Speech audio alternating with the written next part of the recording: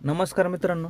तर तुम्ही बऱ्याच गाड्या पाहिल्या असतील अशा की ज्यांच्या हेडलाईटमध्ये गाळ आलेला असतो आणि दिसायलाही खूप खराब दिसतं ते.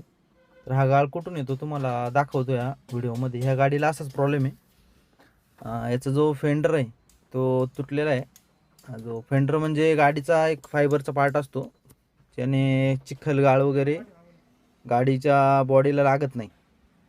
तर हा राईट साईडचा आहे फेंडर आपला.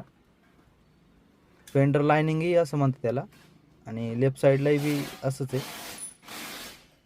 याच्याही हेडलाईटमध्ये तुम्हाला दिसत आहे. ह्या साईडचा पण कंडिशन जरा खराबच आहे. हेडलाईटमध्ये पूर्ण माती गेलेली आहे. तर पावसाळ्यात हा प्रॉब्लेम जास्त होतो गाड्यांना. तर तुमच्या गाडीला असा प्रॉब्लेम असेल तर तुमची फेंडर लायनिंग असते ती तुम्ही चेंज करू शकता. हा प्रॉब्लेम सॉल्व्ह होऊन जाईल. धन्यवाद.